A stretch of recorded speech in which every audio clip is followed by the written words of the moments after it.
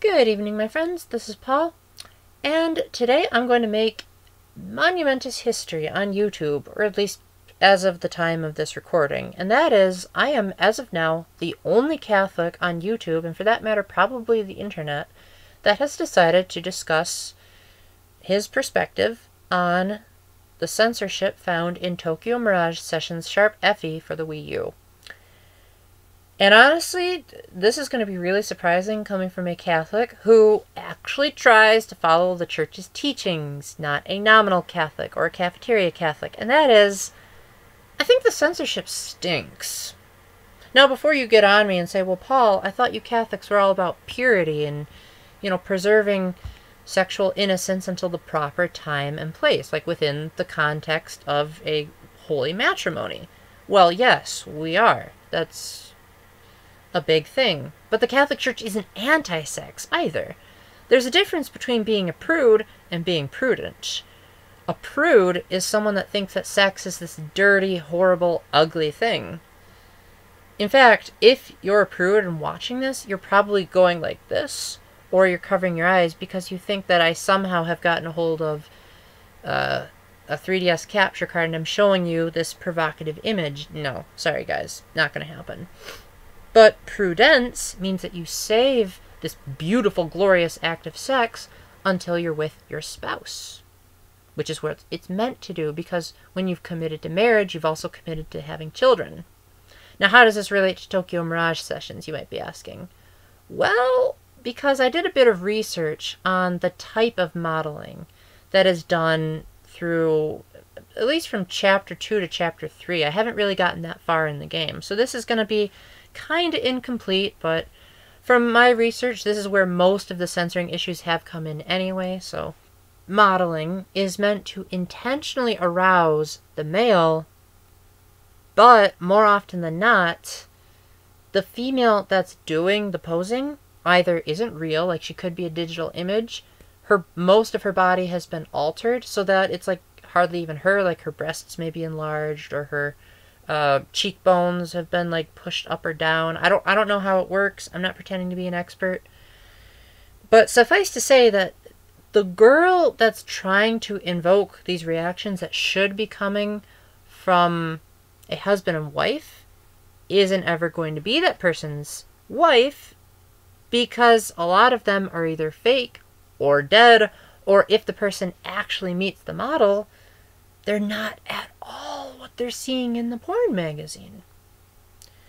And that's why the game had to be heavily censored when it came to North America, is because there were these girls, underage girls mind you, that were posing in very erotic inducing poses and outfits, but they weren't intending it to be a marriage proposal. They weren't intending to have this be a pure, holy form of sex. It was instead trying to deliberately take into account, like, oh yeah, we've taken sex education. We know what causes a male to have certain feelings, and we want that. And that is where the lack of prudence comes in. Now, censorship is when a concept from Japanese culture, or any culture for that matter, is deemed either inappropriate or non-understandable to another culture. And in the case of Tokyo Mirage Sessions, it would have been rated M for mature, had the game in its uncensored form made its way over to America, even if all they did was just translate the language into English. So they had to remove certain articles of clothing, they had to make adjustments so that certain cleavage wouldn't show, certain upskirt shots would not have as much revealed, stuff like that. I don't like talking about modesty in my videos, so I'm not going to make it a point to go in depth about exactly how the censorship was changed. But I do want to give a few examples of why I don't like the way this game handled the censorship. That's the difference. Because while I think censorship overall is a good thing, like for example, you take someone who is homosexual and actively acting on it, and then just making that person a creep in an American version, that makes a bit more sense. But in this particularly egregious example where there's a photo shoot in about Chapter 2 of the game, And the girl in the photo shoot is afraid of revealing herself to the photographer because she has a complex. So, and this is where the versions differ. In the Japanese version, she strips down to a bikini and puts herself in these like explicit poses. I'm not going to pretend to know what they are because I've never played the Japanese version. And you could say, okay, that's what they were trying to go for. Are Japanese audiences considered perverts by Americans? I don't know. However, we haven't looked at the American equivalent of that. And this is where I think that the censorship was completely butchered. We get to the photo shoot in the American version, and the girl says pretty much the same thing. She says, you know, I want to be able to express myself. I want to be able to show my talents to the world. Overall, a pretty good message. She, for some bizarre reason, has the magical power to snap her fingers and like summon this full-bodied outfit of, well, to put it as nice as possible, kind of like what a modest street girl would wear. Like, you know, the hat, the ponytail, the high socks, you know, the kind of thing that the Catholic high school girls would wear with their uniforms, except it doesn't have the dress. It's just like more modest-ish type shorts. Now, some of you might be thinking, well, Paul, you should be thrilled that they made this censorship decision because I know you. You're a Catholic and you wouldn't want a very pornography-inducing image to be in your video games. And you're right. If that were the case for the entire game. But it isn't. The thing is, that outfit that she wore was not removed from the game entirely. It was actually kept in.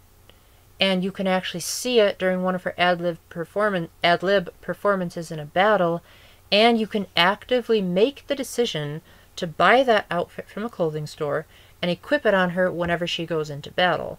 So, from a strictly logical perspective, this is baffling. Like, even if I wasn't a Catholic, I'd ask myself, why was the outfit removed from a photo shoot but not from a battle? Is it because they thought that a photo shoot is the inopportune time to be wearing that outfit and a battle is more appropriate? If anything, I think from a strictly logical perspective, it should be the other way around. In a battle, you're likely to get bruised, beaten up, possibly killed. You would want to have as much armor as possible. But bikinis do not protect you from swords and lances and clubs. If anything, they make you more vulnerable. So, the initial concept of the Mirage Masters is a good one. That a bunch of kids are trying to fight off these evil monsters called Mirages. So once they team up with the Fire Emblem heroes, they get these armor suits to protect them. But if that's the case, then why is it that the female armor are given so many, like, loopholes? If you're going to protect yourself in battle, why are they being so exposing?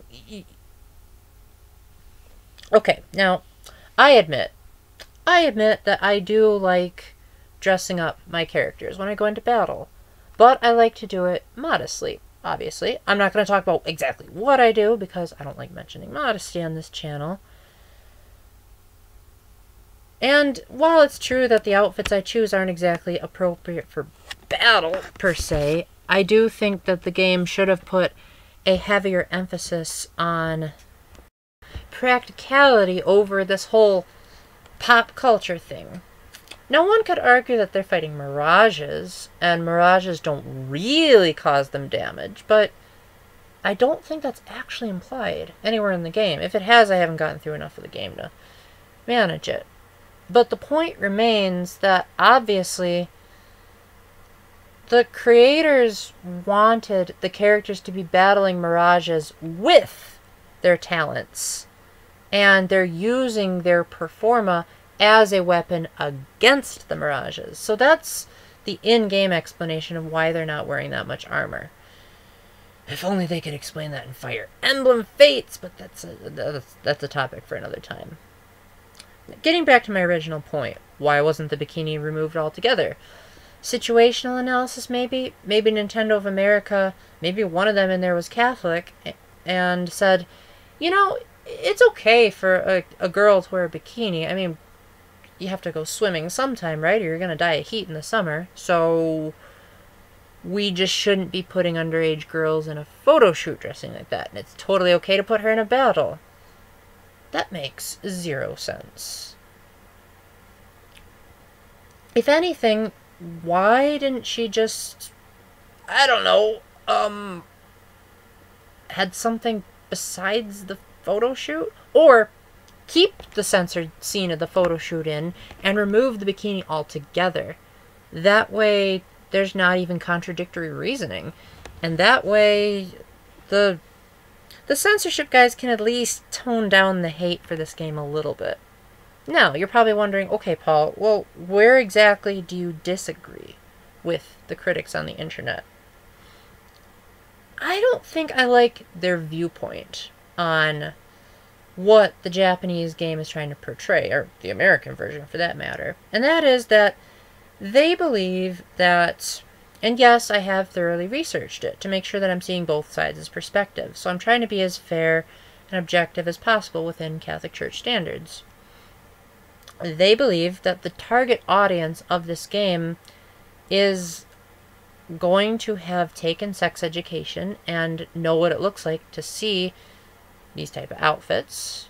They've been to beaches before, so it's not like it's this big, shocking secret.